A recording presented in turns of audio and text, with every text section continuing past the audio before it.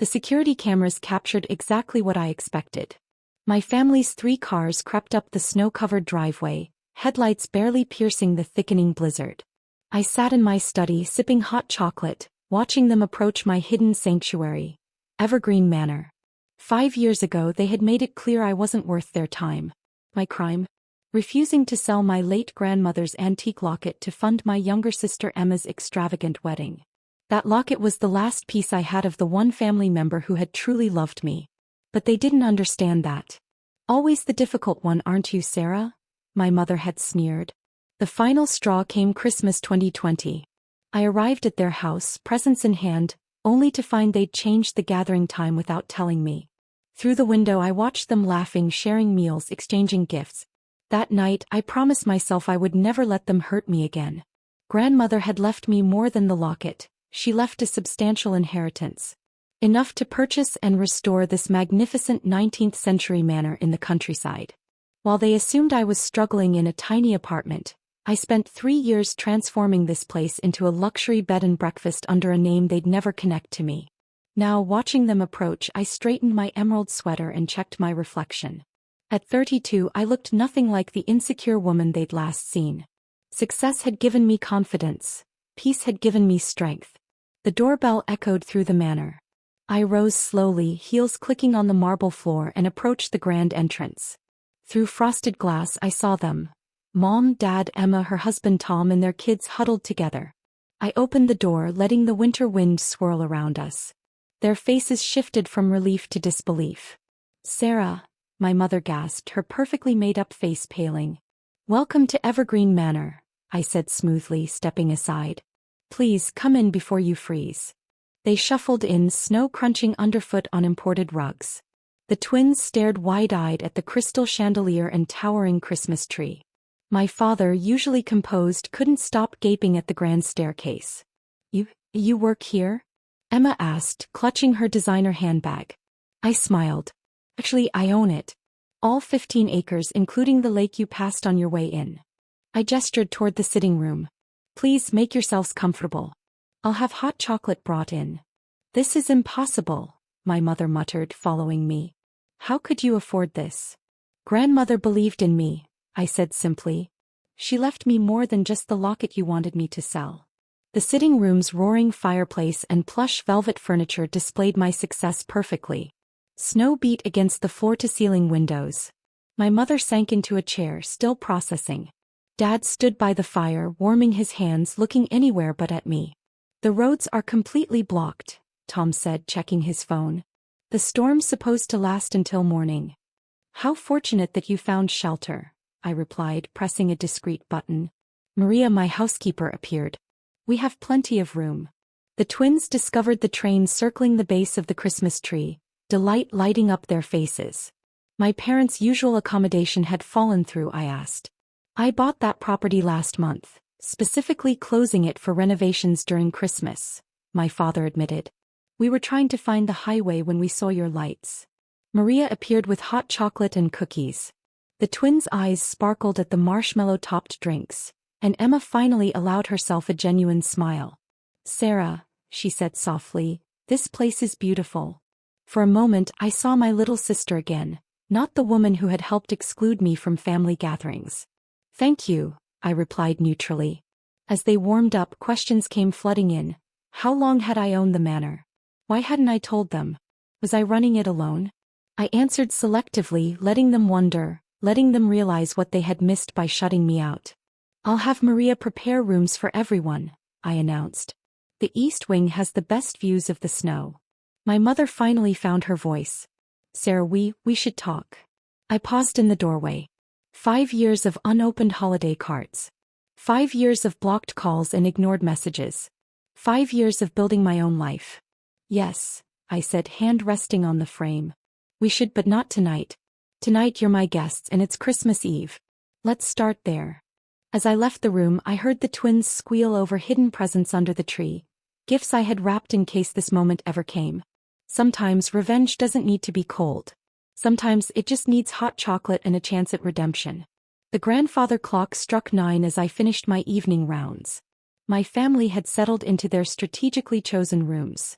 The twins in a hidden playroom, Emma and Tom in the Lakeview suite, my parents next to the library, where all the family photos they'd never seen hung. I stood in the library, fingers brushing over the frames documenting my journey. Photos of the manor's purchase, restoration, grand opening, and most importantly, of me with grandmother in this very house as a child. This manor had been her childhood home, sold decades ago when her family fell on hard times. Buying it back had been my secret mission. A soft knock interrupted my thoughts. Emma appeared in the plush robe I'd left in her room. "Can't sleep?" I asked without turning. "How could I?" she whispered, eyes scanning the photos. "Sarah, is that Grandma's old house? The one she told us stories about?" "The very same," I said, finally facing her. "Grandmother left me the means to buy it back. She knew I was the only one who remembered every story she told about this place." Emma's hand trembled on a photo of the library from the 1950s. "The secret door behind the blue bookcase. Is it still there?" I pressed the hidden lever and the panel swung open, revealing a small reading nook with a window seat. "We used to hide you here during summer visits," Emma whispered, tears in her eyes. "Before they sold it. And now it's back in the family. Though according to all of you, I'm not really family anymore, am I?" I asked softly. "Stifrinchev. Sarah," she said, "this past 5 years. I learned so much. About myself, about USA. The door opened again. My mother entered, looking smaller in her borrowed nicht kommen than I had ever seen her. Oh my God, your grandmother's home. But how? Why didn't you tell USA? Would you have cared?" I asked calmly. "You were too busy with a mass perfect life to notice mine." "That's not fair," she started. "Yes, it is," Emma interrupted. "We were horrible to her, over a locket of all things." I pulled the locket from beneath my sweater. "Grandmother gave me this the last time we visited together. She told me about growing up here, the secrets and love the world. She made me promise never to let anyone take my dreams away." I opened the locket, revealing the tiny key inside. "This opens her old jewelry box, still hidden in this house. I found it during renovations." My mother sank into a leather chair. "You were always the most like her. Strong-willed. Independent. Difficult." I suggested, raising an eyebrow. "Special," she corrected, surprising me. "I was jealous of your relationship with her," my mother admitted quietly. "And after she died, when you wouldn't give up that locket, I let that jealousy poison everything." A log shifted in the fireplace, sparks dancing up the chimney. Outside, snow blanketed the world in silence. The twins scaled as they discovered more presents under the tree. Emma whispered, "Have you been buying them gifts every year?" I nodded. "They were innocent in all this. I have a whole room filled with 5 years' worth of presents, waiting for them. I kept hoping we'd find our way back to you." My mother's voice softened. "That you the want to." I corrected her gently. "Yes, that you the want to." Emma wiped her eyes. "Do you remember what Grandma said to say about this house at Christmas? Magic lives in these words." We all recited it together, laughing in surprise. "She also said something else," I added. "That true family finds its way home, no matter how lost they've been." My mother stood, smoothing her knit-home with trembling hands. "Are we too lost, Sarah?" I paused, thinking of the years of pain, but also of the hope that had led me to prepare the rooms, wrap the gifts, and leave my doors unlocked on this snowy night. "That depends," I said carefully. "Are you ready to find your way back?" Emma reached for my hand. After a moment's hesitation, I let her take it. My mother stepped closer, eyes fixed on the locket. "Maybe," I said. "It's time I show you what's in Grandmother's jewelry box. She left something for each of us. I've kept them safe, waiting for the right moment." I led them up the hidden staircase to the attic, realizing that sometimes the best revenge isn't a revenge at all. Sometimes, it's creating a space where healing can begin, even if it takes 5 years and a snowstorm to find. Dawn broke over Evergreen Manor, painting the snow-covered grounds in pink and gold. I had been awake for hours, making final preparations in the grand dining room. The table gleamed with Grandmother's china, each place setting perfect. At the center sat the ornate jewelry box, catching the morning light. The twins were the first to appear, pajamas rumpled, eyes wide at the breakfast spread. Emma and Tom followed, then my parents, hesitating at the door as if unsure of their welcome.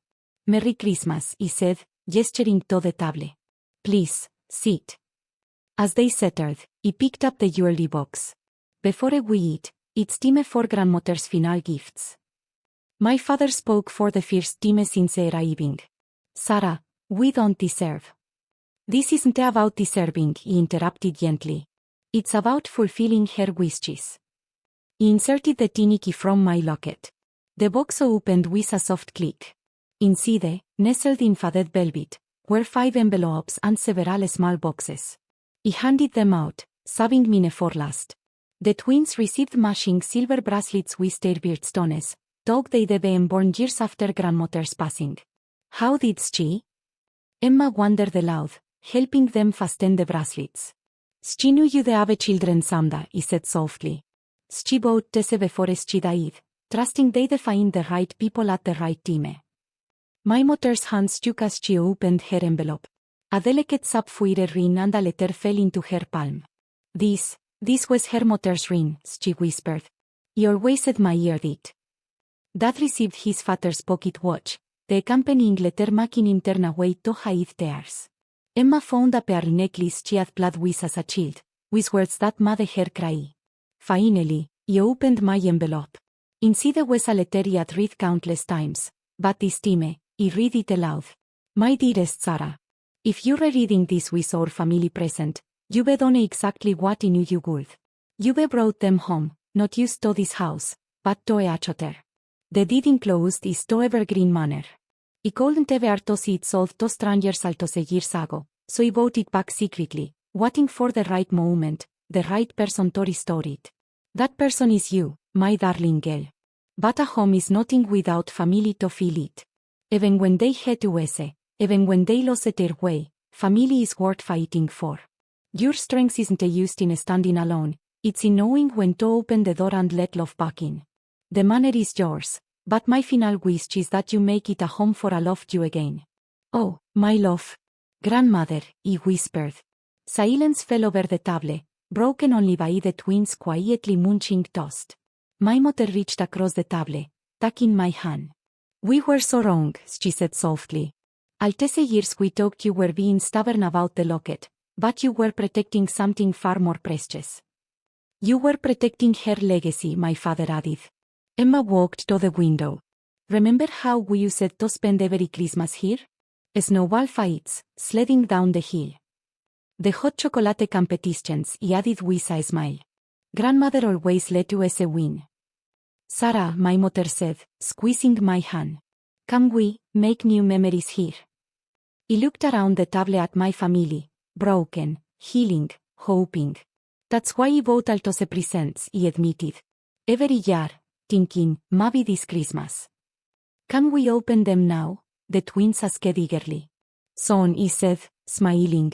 "But first, one more surprise." He pulled a stack of papers from a drawer.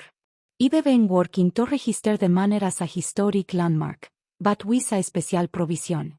It will always be a family home first, open to all of us." My father stood and hugged me unexpectedly. "You're remarkable, you know that? Just like her."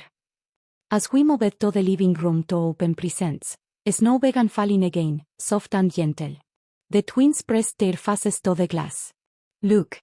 Perfect sledding weather," they shouted. Emma linked her arm through mine. "Think you could teach them the secret route down the hill? The one Grandma saw with us."